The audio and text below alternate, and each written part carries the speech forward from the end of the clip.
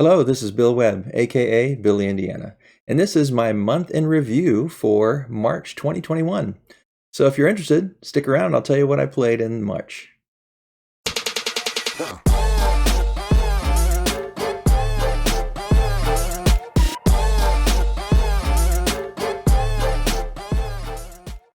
All right, so the first two games I'd like to show you that we played in March are actually online.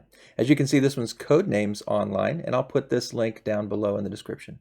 You just click on Create a Room, put in your nickname, choose your country, and then as you click Create a Room, it will open up a room for you, and you can choose to play the traditional team versus team version or the Codenames Duet version. We actually played Codenames Duet. Once you've chosen which game you're going to play, you can also then click the language and choose which of these packs you want. And we just did the regular Codenames Duet package. And then as you start the game, you can decide which side you want to join. So I joined one side, and then we did it in Zoom, and I just put this link up here, which is unique to my room, into the Zoom chat. And then as they joined in, they picked a side, and you can see we're trying to, together as a cooperative team, get 15 spies identified and avoid getting 9 innocent bystanders before we get those 15. And we're also trying to avoid the assassins, which are these black cards. Now, in teams, we're going to have my team seeing all this with the green and the yellow and the black. The greens are the ones I'm trying to get the other team to guess, or my team is trying to get the other team to guess. They see all the same words, but the other team has a different set of words that are green, a different set of words that are yellow, and a different set of words that are black. And so we're trying to get all 15 between what their team sees as green and what my team sees as green, and there are some overlapping before, like I said, we have any of these innocent bystanders or the assassins chosen. So it was a nice, fun game to play online. We really enjoyed it. The other game that I played online, and I talked about this one last month, is Cascadia. In fact, I put together a video showing how you can play this one, so I'll keep this brief. But this game's by Randy Flynn, and it's actually a Kickstarter that should be delivering later this year. If you click Start Game, it gives you the shortcuts you can use on the keyboard. I always just use the mouse, though. And this version online is just a solo game. I believe the one that will be delivered later is 1 to 6, if I'm not mistaken. Just a beautiful game of these wonderful tiles. You can zoom in and zoom out. You can span around. Over here are the reminders of how you score. And then these are the tiles you'll choose from. So perhaps maybe I choose this tile and place it there to make my forest touch, and then I have to place this token. I can rotate it if I want, which this one doesn't matter because it's all the same shape. I confirm it, choose the token, and then I can put a token that matches. So the only tile now that has an elk on it is that one, so I put the elk, and then the bottom tile goes away, the tiles shuffle down, and I keep going. So that's Cascadia. Got to play this one again a couple times this month online. Really enjoying this one and excited to get the Kickstarter soon. So let's go to the games that we actually got to the table. For the games that we got to the table, I'll start with the ones that we've played before, and then I'll move into the games that were new for us this month and do them in order of how many times we played. So for this first one, this is one we've played quite a bit, Valley of the Vikings. We love playing this one with our grandkids. Actually, only played it one time this month. It's a game by Haba, and it's one where you're flicking this ball across the table to knock down barrels and move the pirates along the plank. A really fun game by, who is it? Wilfred and Marie Fort. So really nice game that we enjoy with our grandkids. The next one is by Charlie Bink and Underdog Games, and it is Trekking the World. Trekking the World and Trekking the National Parks are two of our favorite games, and we got to play this one time this month. We really enjoy it. It's a beautiful game where you're moving your pawn around the world, visiting these different destinations and taking side journeys and gathering souvenirs. It's a really great game that we enjoyed a lot. Only got to play it one time this month, but it was a lot of fun. Another one that we played this month is Euphoria. And Euphoria is by Jamie Stegmaier and Stonemeyer Games. And we played this one with the Ignorance is Bliss expansion. We played twice this month and are still enjoying our plays of Euphoria. It's set in a dystopian future, and you're actually trying to create a better dystopia where you keep your workers just uneducated enough that they continue to work for you and do what you need them to do to build your dystopian community. So that's Euphoria by Stonemeyer Games. The last one that was one not new to us is Century Spice Road. And Century Spice Road is by Emerson Matsuuchi and Plan B Games.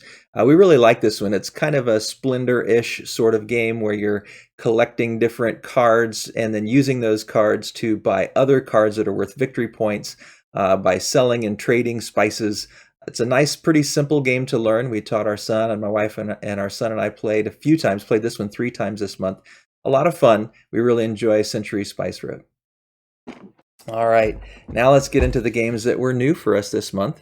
The first one is one that we just played one time, and that is Jumbo by Rudiger Dorn and Rio Grande Games and Cosmos. And this is a nice card game. There's some little tokens you move around, but it's primarily a card game for 2 players only. And my wife and I just played this one time, but we're actually getting ready to leave on spring break and going to take this with us to play it a few more times. We really enjoyed it. There's a little bit of take that in some of the cards, but there's also some guard cards that help you mitigate that. But this was a lot of fun. It's also in my best 2-player games of all time video that I recently released, because I can tell we're going to get a lot of fun out of this one, even after just that one play. Hoping to play it several times this week. Jumbo by Rudiger Dorn. The next one that was new to us is Age of War. Tiny little dice and card game by Reiner Knizia and put out by Fantasy Flight. Really simple. You roll the dice and you try to match those dice with cards out there, and there are different emblems on the cards. It kind of reminds me of Battleline in that way, that there's different lines of emblems and you have to match the dice line by line, a full line at a time. And you can, once you match them, you're committed to that card, and you keep re-rolling to see if you're able to conquer that card. And the cards come in different colors, so you're also trying to collect them in sets. And it's the person who has the most points worth of cards at the end. Very simple game, really pretty quick as well. Really enjoyed Age of War, and also taking this on vacation to play some more. The next one is one that we just started playing this month, and that is Pandemic Legacy Season 0. This one's by Rob Davio and Matt Leacock, and Z-Man Games is the publisher. And this is the Legacy prequel to Seasons 1 and 2. And this one's about the spy game behind the development of that pandemic. And so we're having a lot of fun. We've played the 3 months, and we've played the sort of precursor game that teaches you how. Really enjoying Pandemic Legacy Season 0. Can't say much more than that without spoiling too much, but it's our first Legacy game actually, and we're having a great deal of fun with it.